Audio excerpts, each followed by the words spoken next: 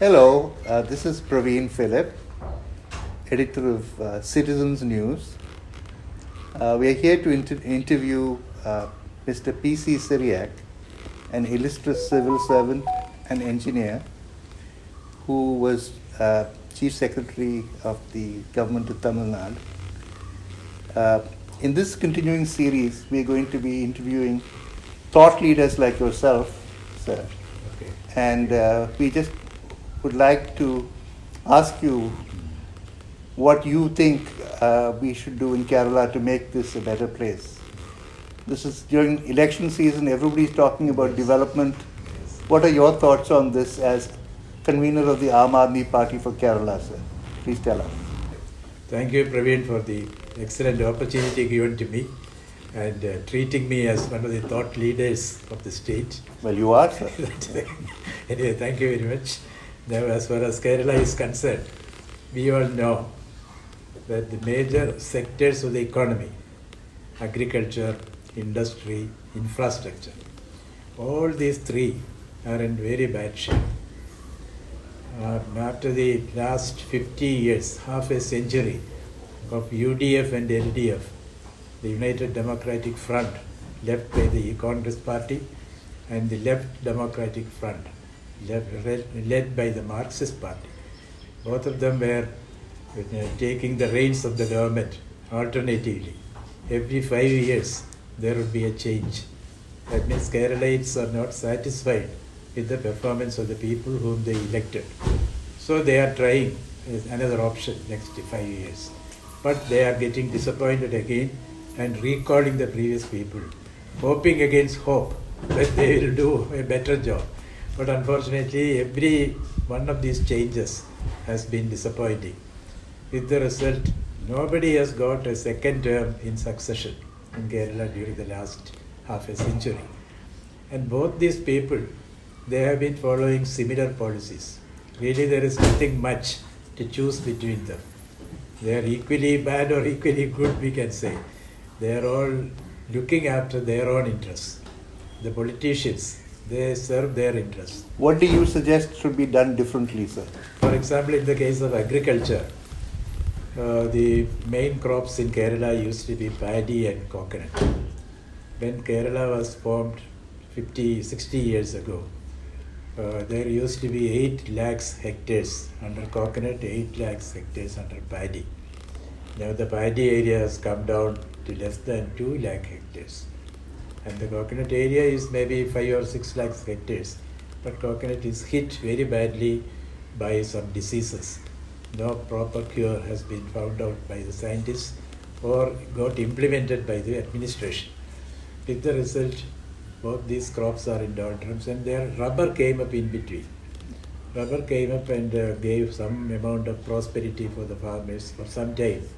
But during the last 6 years, rubber also is meeting with a very bad area. In fact, a lot of import has been taking place. And very small land holdings also. That is, I will come to that. Yes. Now, the problem here is because of the imports, sudden influx of imports at a cheap cost from Thailand or Vietnam or some places where the prices are determined by the government, not by the actual cost of production. And they could not get their products sold to China because China also was hit by some amount of recession. So they were dumping it, and our people took it up, brought it here. Government is allowing them freely to import all this, and local rubber farmers also are affected.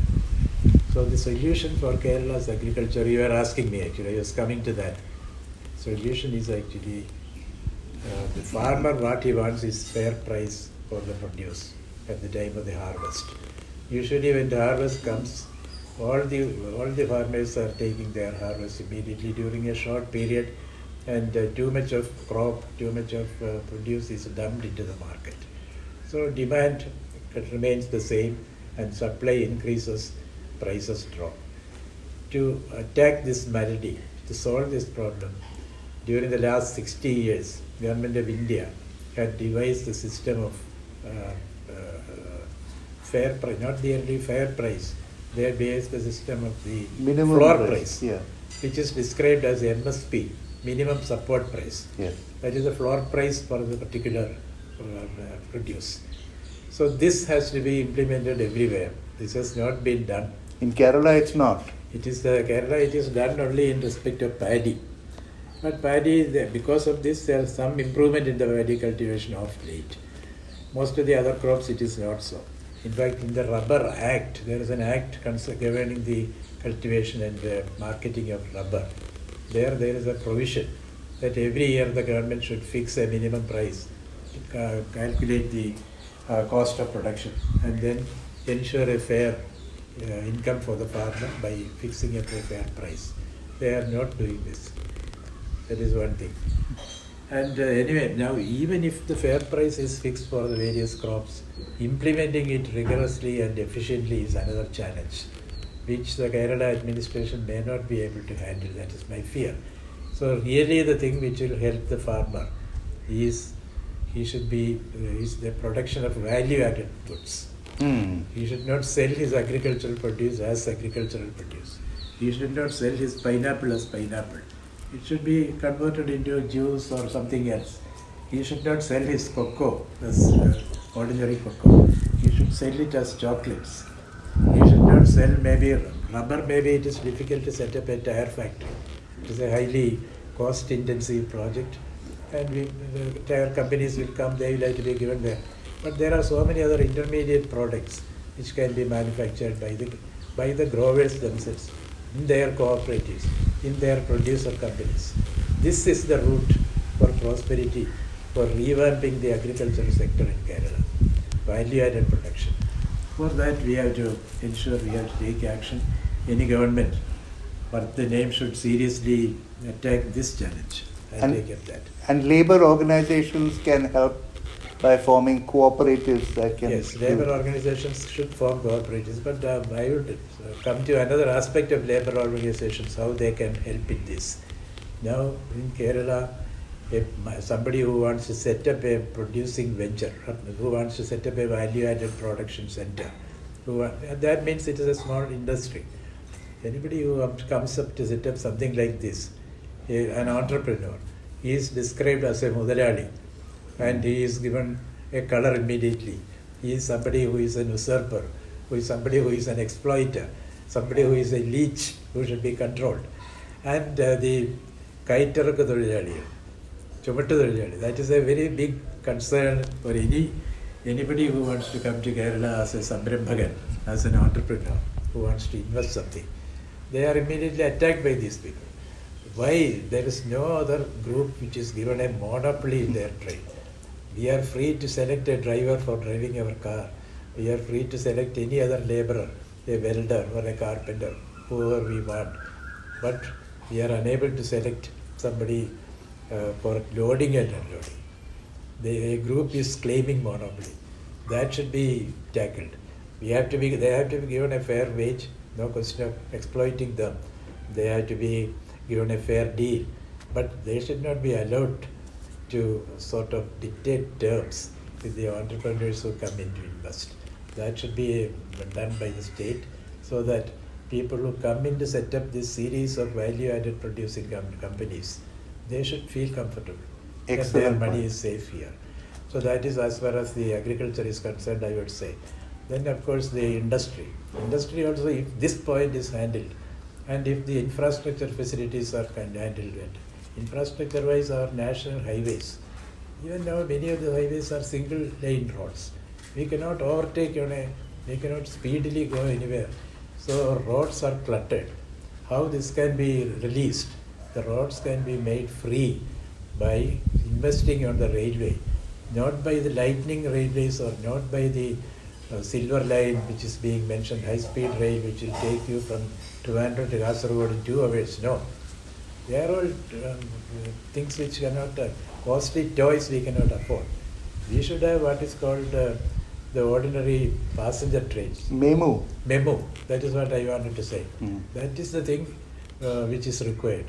Yeah, for a memo train to operate through the length of Kerala, we require 2 things. One, complete electrification. 3 things actually. Complete electrification, which is already there. 2, the doubling of the lines everywhere. Doubling also is almost there, except for 2 stretches here and there between Alleppey and Kochi and Kottayam and Kochi, small stretches. Third thing is the signaling system. This investment, this can all be done within an investment of 5,000 crores. If this is done, every half an hour, one train can leave from Trivandrum to Mangalore, another, and in both directions. Every half an hour, one train will go from each direction, stopping in every railway station for half a minute. Memo, the advantage is immediately it can pick up speed and go. The usual trains which will be spending a lot of time picking up speed, etc., stopping, that is avoided. So within a short time, stop, though there is a number of stoppage is small, there will not be loss of time. Trivandrum, Kochi, for example, can be covered in 4 hours. And a cheap price, passenger train, stopping at, and the buses can serve as feeders to the railway stations on the way. This will completely make our roads free. All the vehicles, need not go all the way up and down. So that way, this is a great boon. This 5,000 crore investment is to be done instead of speaking about 175,000 or 75,000 crores of this silver line, lightning speed, etc., semi-fast train or whatever it is. All that should be avoided so that the infrastructure also will come up well. That is the infrastructure area. Industry will come up once the government also adopts some more easier methods, business-friendly policies. For example, licenses are given for setting up shops or something like that. Now everything is given for 1 year. Municipalities, panchayats, everything. You apply for something, by the time the people come and inspect and follow all the rigorous procedures and give you the certificate, it will be the end of the financial year, February. March, then in April you have to again apply for next year. Again the whole process, the painful process. The government should give, okay, 5 years, you collect fees, 10 times fees you collect, and give it for 5 years instead of 1 year. Like that, people will be happy. Some business-friendly policies, and then corruption at the lower levels, red tape at the lower levels, all these things can be cut if there is a government which is determined, which knows its work. Unfortunately, here the politicians here, they make their own nests comfortable. So all the money is spent on about salaries for the employees. Every 5 years they increase. They are all organized workforce, part of their union. Then every minister has got 30 people and his personal staff. All of them are party people. And all of them, after 2 years of service, they are eligible for lifelong pensions at half the last road salary. Their salaries are given and fixed and given arbitrarily, without any norms. Some minister had appointed even her own daughter-in-law as a cook first, then promoted as a head cook, then promoted as something else. Ultimately, she goes away with a pension of about 1 lakh rupees till she dies. So this type of nepotism, this type of corruption, after 2 years they change all these people, next batch of 30 people, so that they are eligible for lifelong pension. And this is not only for ministers, people who are declared as equivalent to ministers, like the chief whip, like the chairman of some of the public sector concerns. Kerala has got more than 100 public sector companies. No use. Many of them are losing money. And the people, they are all packed with party leaders who could not be accommodated in the legislature or who were defeated. They are the chairman with all the cars and other facilities. And then corrupt deals also, right along the line. If all these are stopped, Kerala will improve, and then Kerala will save itself from this debt trap into which it is rapidly falling. And this is the situation. So, such a lucid exposition, sir. Yeah. So it looks like you have 5 years now to plan for the next election. yes, Because that's when I think the next election will happen in 3 years, because whichever government comes to power in Kerala now will find it difficult to pull on with this debt trap situation looming in the horizon. So most probably there will be a deadlock, there will be a breakdown, they will be forced to have an election in about 3 years' time. That is my hope. By then we will be strong and we will try to do something. Mr. P.C. Siriak, convener of the Aam Aadmi Party, holding out hope for a good future. Thank you, sir. Thank you. Thank you.